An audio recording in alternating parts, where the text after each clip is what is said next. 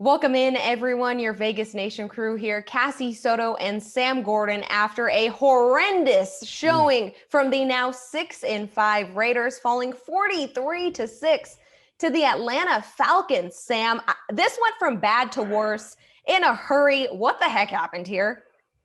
Oh, Cassie, good question. What didn't happen to the Raiders today? I mean, they turned the ball over Scoring? five No. times. Yeah, well, that, yeah. Turned the ball over five times. They can't get the running game going. The passing game, which I thought was going to be an area which they were able to have some success today, given that Atlanta is so bad against the pass, that was non-existent. And penalties, Cassie. I mean, penalties one after another. They could not get out of their own way. They finished the game here with 11 penalties for 141 yards. That's not going to cut it, especially in a situation during a game where you're turning the ball over so frequently. So this is a game that they were supposed to win, that they were favored to win, that they should have won when you consider that the teams that they're jostling in position with for the wild card berth and consider what's at stake. And they didn't show up.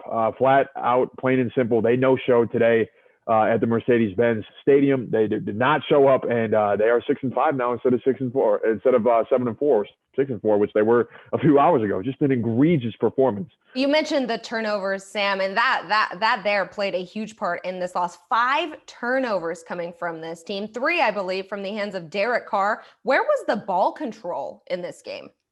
Yeah, I really think the Raiders had some issues up front for really the first time this year. I mean, that offensive line had been so sturdy and so solid despite the injuries, despite the absences of Trent Brown and Richie Incognito, who we know is out for the season now.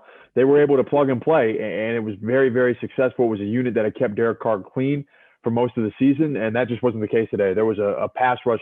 He was under pressure all afternoon and really didn't feel the pressure.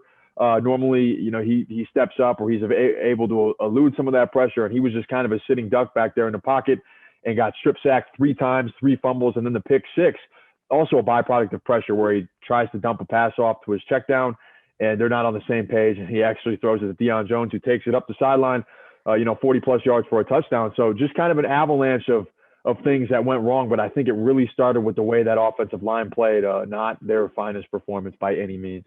Yeah, well, Raiders head coach John Gruden said, I think last week, that he'll never point any fingers at anybody. He won't call out a single player. Who was to blame for this loss, Sam? We can call out some people here. Who's to blame for this one? Well, I mean, you need better quarterback play. You definitely need that. This was Derek Carr's by far his worst game of the season, with or without good protection. I mean, his play, I think, was not to the standard that he had set it to this season.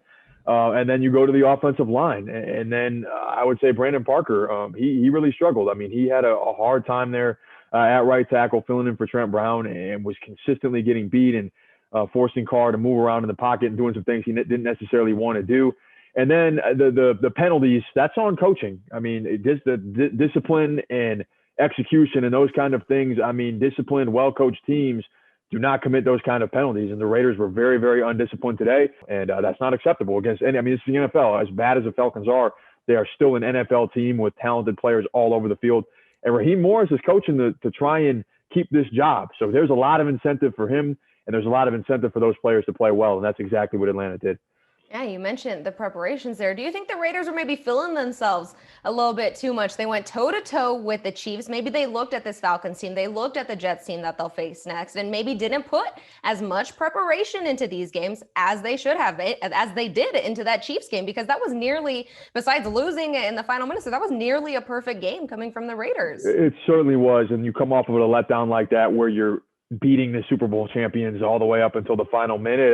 That's kind of hard to move the page sometimes and move on. And, maybe the Raiders take a look at that schedule, like you said, Cassie, with the Falcons, with the Jets, then having a couple home games before the season finale against the Denver Broncos, and got a little wide-eyed and didn't necessarily handle business the way they needed to. I mean, you see this all the time in sports, a trap game, something like that. And this was a little more than a trap game. This was a flat-out butt-whooping down in Atlanta. That's what happened.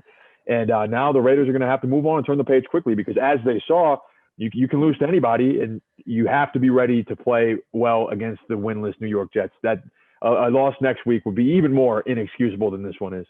They mentioned it in the broadcast a few times. I know our colleague Ed Graney had brought it up, that the similarities from this team, from last year's team to this year, are just eerie. They were 6-4 coming into a game to a horrible team in the Jets last year. They were a 3-point favorite. They had a stretch of games where they should have won.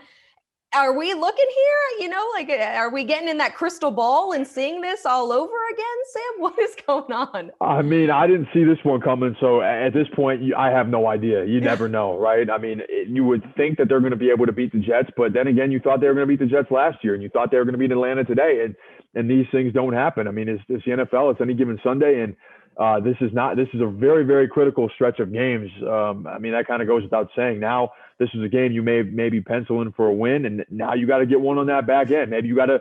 It comes down to beating a good team like Indianapolis, who although they lost today, is very, very competitive. Beating a team like Miami, games that you wanted to give yourself a little bit of cushion, now they become that much more crucial. And this playoff race is really, really tight. It may come down to the last week of the season, and that's a position that the Raiders didn't want to put themselves in, but are most likely going to be in after the way they played today.